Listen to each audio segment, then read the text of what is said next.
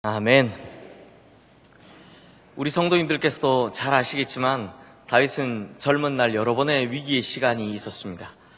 골리앗 앞에 섰을 때가 그랬고, 또 사울 왕에게 이리로 저리로 쫓겨다닐 때도 그랬고, 블레셋과 같은 이방 나라에 도망을 쳐서 정말 죽지 않으려고 살고자 미친 척 해야 할 때도 그러했습니다. 하지만 성도님들, 다윗이 지금까지 어려움을 겪었던 것은 대부분 외적인 환경 때문이지 사실 그의 이 내면의 문제로 말미암아 어려움을 겪었던 적은 굉장히 드뭅니다. 그런데 오늘 본문이 기록되어 있는 사무엘상 25장의 첫 시작을 보면 다윗의 내면에 큰 어려움을 주는 사건이 하나 있다고 기록을 하고 있습니다. 바로 사무엘이 죽었다라는 것입니다. 그러므로 오늘 본문인 이 사무엘상 25장의 시작인 첫 절, 이 1절을 이러한 내용으로 배경을 설명하며 그 이야기를 시작하는 이유가 있습니다. 왜냐하면 다윗은 자기 아버지와 같은 사무엘이 죽고 난 후에 그 마음이 많이 복잡하고 심각한 외로움을 겪었을 것이다 라는 일종의 암시 혹은 복선을 깔아놓고 있는 것이기 때문입니다. 성도님들, 생각 한번 해보십시오. 다윗에게 사무엘 선지자 어떤 사람입니까? 사무엘은요, 다윗의 인생을 바꿔놓은 사람입니다. 집안에서도 아들 대우 제대로 받지 못하던 다윗, 다른 형들이 다 사무엘 앞에서 선을 보일 때 들에서 양이나 치고 있던 그 다윗을 불러서 장차 이스라엘의 왕이 될 것이다라는 꿈을 주고 소망을 준 사람, 그 사람이 바로 사무엘이었습니다. 그리고 다윗은 지금 사울 왕의 박해라는 너무나 힘든 어려움 속에 있지만 사무엘을 통해 주신 그 하나님의 약속을 믿었기 때문에 지금까지 버텨올 수 있었던 것입니다. 아직도 그 소망은 성취되지 않았지만 그럼에도 불구하고 그 소망을 쫓아서 이 많은 어려움을 헤쳐나가고 이겨나가고 있었던, 그렇게 버티며 살고 있었던 다윗이었는데 갑자기 사무엘이 죽게 되었다라는 소식을 접하게 되었으니 당연히 그 마음에 몹시 큰 번민이 생겼을 것이고 큰 슬픔과 외로움이 찾아왔을 것입니다. 게다가 지금 다윗 주변에 자기 따르고 있는 사람들이 다 어떤 사람들입니까? 자기를 따른다고 온 사람들 대부분이 빚진 자, 억울한 자, 원통한 자들입니다. 그러니 사무엘이 말해준 그 약속은 도무지 이루어질 것 같지 않아 보이고, 주변 사람들은 하나같이 다 좀 모자라거나 이상한데 다 자기만 바라보고 의지하고 있으니 그 부담감, 그 외로움에 다윗은 혼자 이 세상 모든 짐을 지고 가는 것 같은 어려움 속에 있었을 것입니다. 그런데도 문제는 그러한 이 순간에도, 이 슬프고 부담스러운 순간에도 자기를 따라다니던 사람들, 이 장정만 600명이라고 하니 거기 딸린 식솔들까지 하면 너무나 많은 이 사람들을 어쩔 수 없이 먹여 살려야 하는 숙제가 있더라는 것입니다. 그런데 때마침 양털 깎는 날이 되었습니다. 우리 본문 위에 있는 사무엘상 25장 2절에서 3절 말씀, 우리 사무엘상 25장 2절에서 3절 말씀을 함께 읽겠습니다. 마온에 한 사람이 있는데 그의 생업이 갈멜에 있고 심히 부하여 양이 3,000마리요 염소가 1,000마리이므로 그가 갈멜에서 그의 양털을 깎고 있었으니 그 사람의 이름은 나발이요 그의 아내의 이름은 아비가일이라. 그 여자는 총명하고 용모가 아름다우나 남자는 완고하고 행실이 악하여 그는 갈렙 족속이었더라. 사랑하는 성도님들, 사람은요 다른 사람에 대해 설명할 때 길게 이야기하지 않습니다. 예를 들어서 참 성실하고 착하고 인품이 훌륭한 사람에 대해 설명할 때 뭐 구구절절 예를 들어서 그걸 다 설명하지 않습니다. 그냥 한마디로 합니다. 아, 그 사람 참 좋은 사람이지. 아, 그 사람 사람이 됐어. 이렇게 한마디로 그 사람의 총체적인 인격을 설명합니다. 그렇지 않습니까? 제가 처음 부임했을 때 우리 성도님들 잘 모르던 당시에 우리 장로님들께서 저에게 우리 교회 성도님들을 소개하시고 추천하실 때 보면 이런 식으로 칭찬을 하시더라고요. 아, 그 사람 사람이 됐습니다. 똑똑합니다. 일 잘합니다. 성실합니다. 이렇게 짧은 이제 소개로, 칭찬으로 그분들을 소개하시는 것을 보았습니다.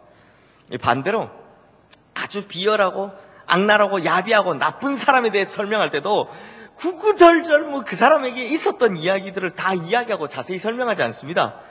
제 경험에 비춰보면 교회에서 이렇게 목회자들 뽑는다고 이력서 들어오는 사람들 있지 않습니까? 이 사람들을 이리저리 알아보느라고 좀 연락을 취해보면 이제 친한 목사님들이 본인들이 좀 추천하고 싶지 않은 사람들에 대해 설명할 때 그냥 딱 한마디로 설명합니다.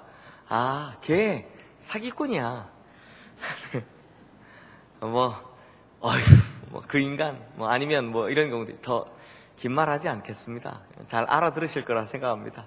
그냥 이렇게만 이야기합니다. 그러니 그 사람에 대한 총체적인 평가가 이 한마디, 이 한 문장으로 끝이 납니다. 그러면 딱 알아듣는다라는 것입니다. 마찬가지로 방금 본 우리 사무엘상 25장 2절에서 3절 말씀에는 나발이라는 사람에 대해서 설명을 하는데 그 사람에 대해 그 총체적인 인격에 대한 이야기를 설명을 딱 몇 마디로 정리를 하고 있습니다. 가장 먼저는 첫 번째는 이 사람 부유하다라는 것입니다. 즉 부자라는 것입니다. 나발이 어느 정도로 부자인가 하면 양이 3,000마리요 염소는 1,000마리를 가진 부자였습니다. 그런데 숨겨져 있는 설명이 하나 더 있습니다. 무엇이냐면 이 사람의 이름이 나발이라는 겁니다. 나발의 뜻이 무엇이냐면 어리석다, 미련하다 이런 뜻을 가지고 있습니다. 그러니 이 사람은 어리석은 부자라는 것입니다. 그리고 나서 이 어리석은 부자인 나발에 대해서 조금 더 추가로 설명해 주는 것이 바로 완고하고 행실이 악하다라는 것입니다.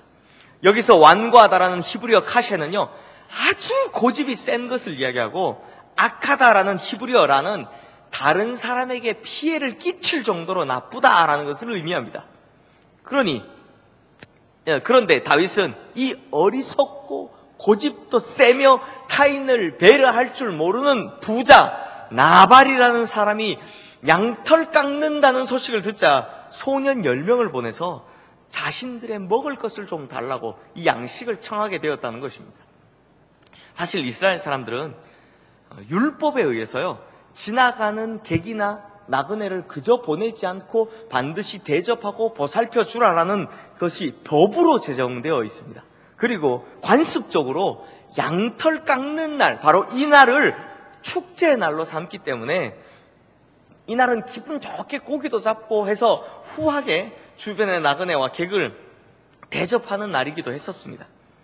또 본문 위에 이 7절 말씀에 보시는 바와 같이 다윗과 그와 함께한 사람들이 나발이라는 사람의 집과 재산과 가축을 지켜줬습니다.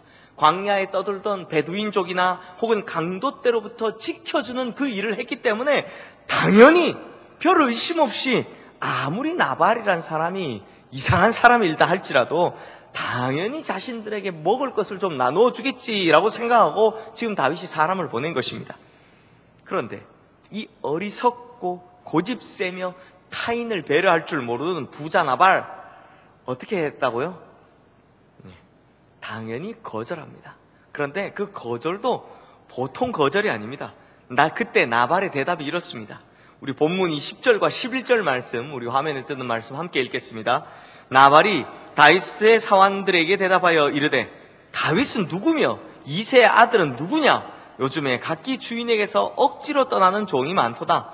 내가 어찌 내 떡과 물과 내 양털 깎는 자를 위하여 잡은 고기를 가져다가 어디서 왔는지도 알지 못하는 자들에게 주겠느냐 한지라. 이 말을 간단히 정리하면 도망다니는 주제, 어디서 굴러 들어온지도 모를 그 근본 없는 놈이 감히 나한테 떡과 물과 고기를 달라고? 택도 없지 라는 말입니다. 참으로 심한 멸시하고 모욕입니다. 지금 이 처사는 그야말로 완악하고 포악하며 어리석은 부자의 행실인 것입니다. 그런데 성도님들, 지금 다윗의 이 마음의 내면의 상태가 어떻다고요? 아버지와 같았던 사무엘의 죽음으로 가뜩이나 힘든데 이 번민과 외로움 속에 있지 않았습니까? 그러니 이 나발의 거절과 멸시는 다윗에게 그 속에서부터 치밀어 오르는 분노가 하늘을 찌를 듯하게 만들어버립니다. 그때 다윗의 분노의 심정이 바로 본문 바로 위인 21절, 22절 말씀에 고스란히 드러납니다. 우리 함께 읽겠습니다. 다윗이 이미 말하기를 내가 이 자의 소유물을 광야에서 지켜 그 모든 것을 하나도 손실이 없게 한 것이 진실로 허사라. 그가 악으로 나의 선을 갚는도다. 내가 그에게 속한 모든 남자 가운데 한 사람이라도 아침까지 남겨두면 하나님은 다윗에게 벌을 내리시고 또 내리시기를 원하노라 하였더라. 여기 22절 말씀에서 내가 그에게 속한 모든 남자 가운데 라는 말 중에 이 남자는요, 히브리어로 샤탄입니다. 근데 사실 이 표현은 우리말 성경에서 굉장히 부드럽게 의역을 한 것이고요. 이것을 원어에 맞게 직역하면, 그래서 아주 솔직하게 표현하면 이 말은 벽에다 오줌 누는 놈, 이런 뜻입니다. 우리식으로 하면 상대방을 경멸하고 모욕하는 일종의 욕설이고 속어라는 것이죠. 그러니 다윗이 지금 무슨 말을 하고 있는 겁니까? 이 성경을 제대로 번역하면 내가 오늘 나발의 집에 벽에다 오줌 누는 놈들은 다 죽여서 그 집안에 씨앗을 말려버리겠다, 이런 말을 하고 있는 겁니다. 굉장히 심한 분노를 하고 있는 거죠. 이런 엄청난 분노를 가지고 400명가량의 군사를 이끌고 나발 집안의 사람들을 전멸시키기 위해서 이 길을 나서게 됩니다. 그런데 그때 또 한 사람이 등장합니다. 바로 나발의 아내인 아비가일입니다. 앞서 말씀드린 대로 어떤 사람의 총체적인 인격에 대해서 사람들이 단 한마디, 한 문장으로 설명을 하는데, 앞서 본 3절 말씀을 다시 살펴보면요, 성경에서 이 아비가일이라는 여인에 대한 평가는 이렇습니다. 총명하고 아름답다.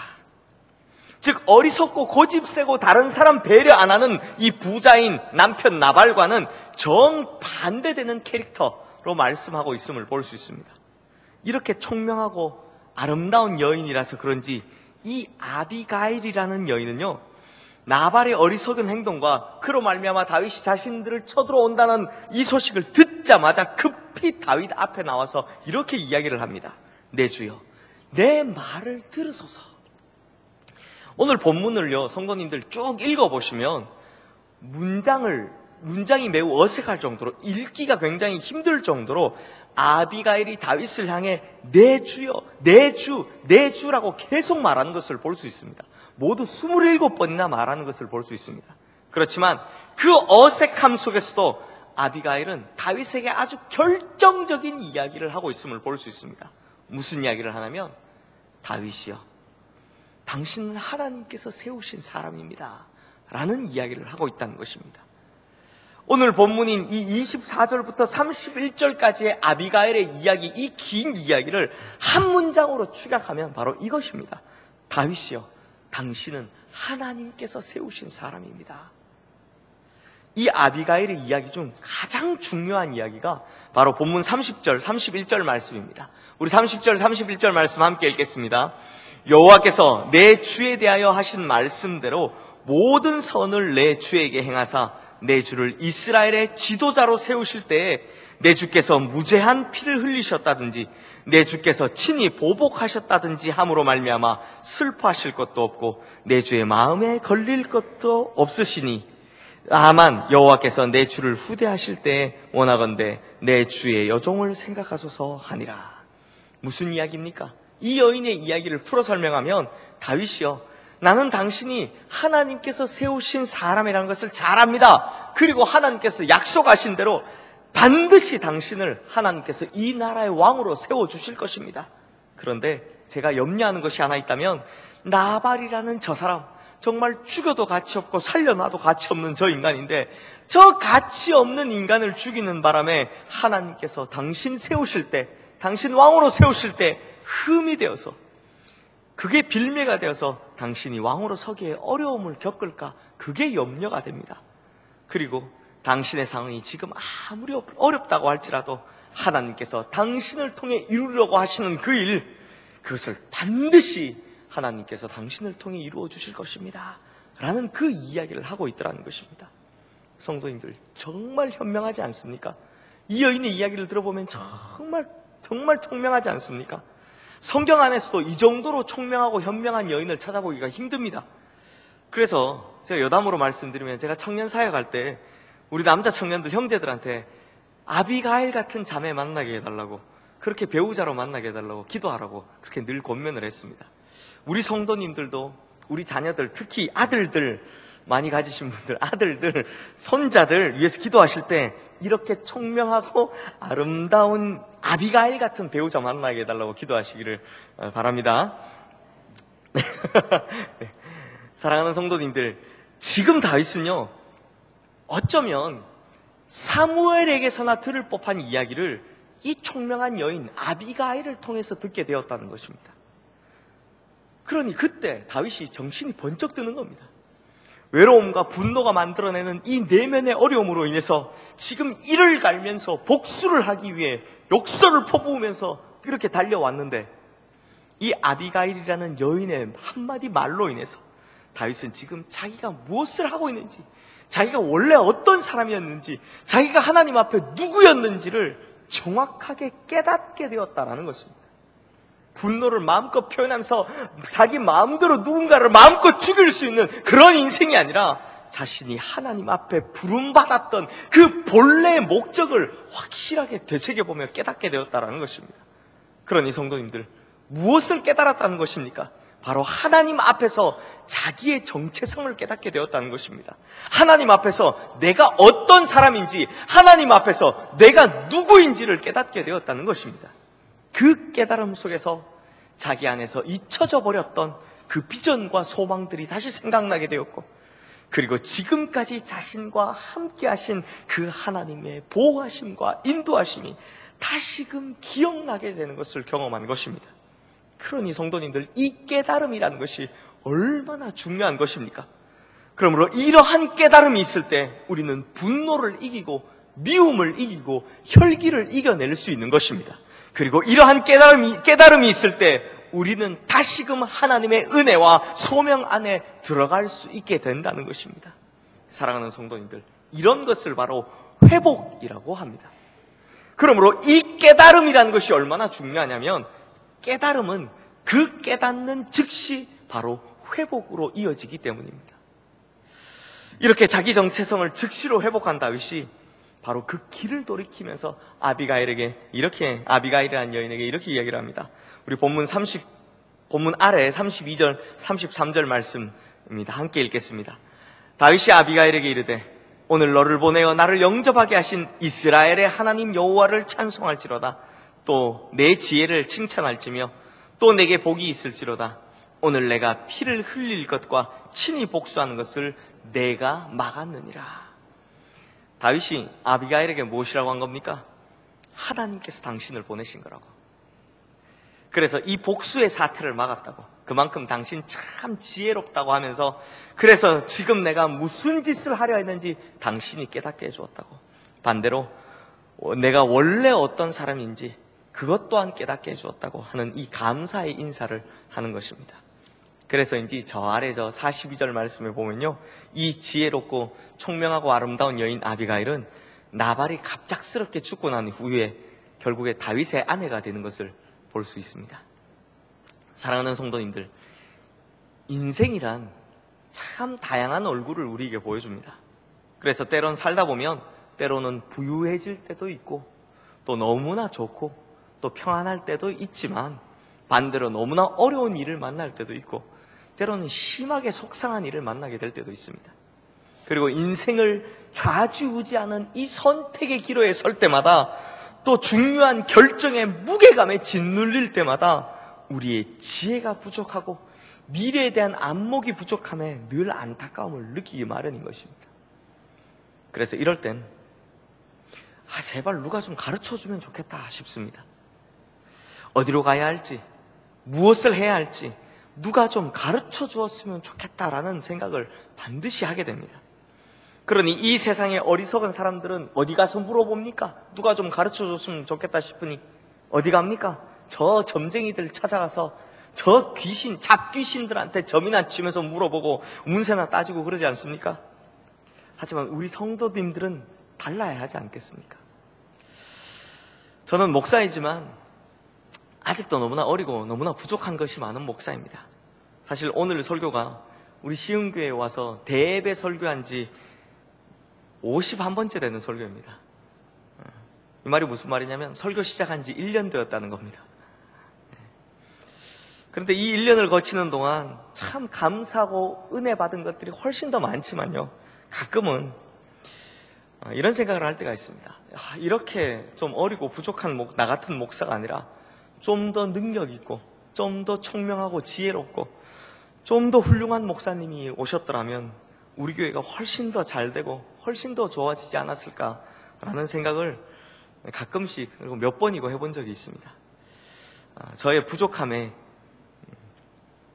가슴을 친 적이 몇 번이고 있었습니다. 그런데 이 성경에서 이런 아비가일 같은 사람을 볼 때마다, 또 삶의 순간순간마다 하나님께서 주신 이 길을 끝까지 또 아름답게 걸어갈 수 있도록 나에게 깨달음을 주는 사람이 있었으면, 나를 일깨워주는 그런 사람이 있었으면 참 좋겠다라는 생각, 그 생각을 참 많이 했었습니다. 그래서인지 최근에는 몇 번씩이나 꿈속에서 이전에 제가 참 존경하고 늘 배우고 싶었던, 사랑했던 목사님 한 2분이 계속 꿈에 나오시기도 하셨습니다.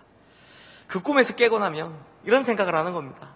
그런 분들이 지금 좀 내 옆에 계셔서, 그분 중에 한 분은 돌아가셨으니 옆에 계실 수가 없죠. 그분 중에 좀 내 옆에 계셔서 때로는 힘들 때 좀 격려해 주시기도 하시고, 때로는 갈 길을 모를 때 가르쳐 주기도 하시고, 때로는 내 마음을 새롭게 해주시기도 하시고, 때로는 나를 더욱더 단단히 다져주는 그런 깨달음을 주신다면, 이 아비가일 같은 역할을 해주신다면 얼마나 좋을까 하는 이런 생각 참 많이 해보았습니다. 그래서 내 삶 속에 아비가일 같은 사람이 있어서 환경이나 여러 가지 사건이나 내 못난 인격 등에 의해서 많은 것들이 휘둘릴 때 하나님께서 나에게 하시고자 하시는 그 말씀, 그 하나님의 음성을 나에게 들려줄 수 있는 분이 있다면 얼마나 좋을까 하는 생각을 참 많이 해보았습니다. 그런데 이런 생각 우리 성도님들께서도 참 많이 하실 거라 생각이 됩니다. 위기의 순간이 오고 선택의 순간이 오고 갈등의 순간이 오면, 이런 시간들이 찾아오면 하나님의 음성을 듣고 싶다는 생각들, 또 그런 깨달음을 전해줄 아비가일과 같은 사람들이 내 옆에 있다면 얼마나 좋을까 하는 그런 생각들, 힘드실 때마다 참 많이 하실 거란 생각이 됩니다. 그러니 성도님들, 힘을 내라고, 힘내라고, 힘들 때 격려해주고, 갈 길 모를 때 올바른 길을 선택할 수 있도록 그 길을 가르쳐주고, 마음이 흔들릴 때 우리의 중심을 굳세게 잡아줄 그런 누군가가 옆에 있다면, 아비가일 같은 사람이 우리 옆에 있다면 그 얼마나 좋겠습니까? 그렇지 않습니까? 그런데 성도님들, 이런 간절한 바람을 가지고 기도하고 있던 저에게 어느 날 하나님께서 귀한 깨달음을 주셨습니다. 어느 날이 아니라 최근에 귀한 깨달음을 주셨습니다. 성경 한 구절이 생각나게 하신 겁니다. 바로 요한복음 14장 26절 말씀이었습니다. 우리 함께 읽어보겠습니다. 보혜사 곧 아버지께서 내 이름으로 보내실 성령, 그가 너에게 모든 것을 가르치고 내가 너에게 말한 모든 것을 생각나게 하리라. 아멘. 사랑하는 성도님들, 그러므로 우리가 광야 같은 인생길을 갈 때, 그래서 수많은 위기의 순간, 갈등의 순간에 섰을 때, 또 결정적인 선택의 기로에 섰을 때 누가 가르쳐 준다는 겁니까? 누구도 아닌, 어떤 사람도 아닌, 점쟁이 따위는 더더욱 아닌 바로 우리 성령님께서 우리를 직접 찾아오시고 우리 곁에 친히 다가오셔서 이 깨달음을 우리에게 주신다라는 것입니다. 모든 것이 가능하신 그 전능하신 성령 하나님께서, 그리고 우리의 모든 것을 다 알고 계시며 미래를 훤히 내다보시는 그 전지하신 성령 하나님께서 우리에게 모든 것을 가르쳐 주시고 우리에게 모든 것을 깨닫게 해주신다라는 것입니다. 이렇게 성령님께서 하나님의 뜻을 우리에게 친히 가르쳐 주시고 하나님의 마음을 우리에게 알려주신다라는 것입니다. 그래서 오늘 우리가 찬양한 대로 좁은 길을 걸으며 밤낮 기뻐할 수 있는 이유가 뭡니까? 성령이 함께 계시기 때문이라는 것입니다. 그러므로 성도님들, 이제부터 오직 성령의 음성에 귀 기울이시기를 바랍니다. 오직 성령님께서 전해주시는 그 하나님의 말씀에 귀 기울이시기를 바랍니다. 그러면 성령님을 통해 주시는 그 하나님의 말씀으로 말미암아 다윗처럼 우리는 우리의 모습을 다시 보게 될 것입니다. 바르게 보게 될 줄로 믿습니다.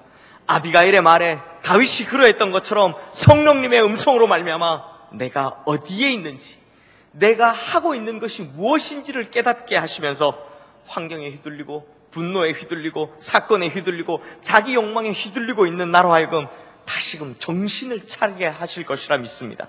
그래서 내 인생에 삐뚤어지고 어그러졌던 모든 길들을 바로잡아 원래 우리가 걸어가야 할 길, 원래 우리가 해야 할 본분, 이것을 바르게 갈 수 있도록 우리를 완전히 회복시켜 주실 줄 믿습니다. 사랑하는 성도님들, 이러한 성령님께서 우리와 함께 계심에 감사를 드립시다. 그리고 이러한 성령님께서 우리로 하여금 매 순간 하나님의 말씀을 깨닫게 하시려고 언제나 우리의 마음을 두드리고 계심에, 언제나 우리의 귀를 울리고 계심에 감사를 드립시다. 이렇게 우리와 동행하시는 성령님을 한순간도 빠짐없이 기억하며 감사할 때 성령님께서 우리에게 주시는 깨달음 안에서 우리의 인생은 다시금 언약의 인생으로, 소망의 인생으로 점철되어질 줄로 믿습니다. 그러므로 우리 시흥의 모든 성도님들은 우리 성령님과 함께함으로 동행의 인생, 성취의 인생, 언약의 인생, 깨달음의 인생을 살아가시기를 주님의 이름으로 축원합니다. 기도하겠습니다. 하나님 아버지, 우리가 광야 같은 인생을 살아가다 보면 정말 어떻게 해야 할지 모를 때가 있습니다. 때로는 염려와 걱정과 근심에 사로잡히고, 때로는 분노와 혈기에 사로잡히고, 때로는 환경과 사건에 사로잡히고, 때로는 자기 욕망에 사로잡혀서 우리가 무슨 결정을 해야 하고 어느 길로 가야 할지 알지 못할 때가 우리의 삶에서 너무나 많은 것을 경험합니다. 지금까지는 이런 문제들로 참 힘들었지만, 그러나 이제부터는 그럴 때마다 성령님께서 말씀하신 것을 듣고자 합니다. 다윗에게 아비가일을 보내셔 깨달음을 주신 것처럼 우리에게도 이제 성령님을 보내시어 하나님의 뜻을 알게 하시고 그 마음을 회복하게 하시는 깨달음을 허락하여 주시옵소서. 그리고 날마다 매 순간마다 이 깨달음을 얻게 하시어 우리의 인생이 주님께서 원하시는 바른 길로 갈 수 있도록 인도하여 주옵시고, 걱정과 염려, 분노와 혈기, 자기 욕망을 주님 주신 깨달음으로 다 이겨내는 성도들 되게 하여 주시옵소서. 그리하여 우리 시흥의 모든 성도님들은 성령님과 함께하는 동행의 인생, 언약의 인생, 성취의 인생, 깨달음의 인생을 살아가게 하여 주시옵소서. 지금도 우리에게 말씀하고 계신 우리 주 예수 그리스도 이름으로 간절히 기도드리옵나이다. 아멘. 모두 자리에서 일어나셔서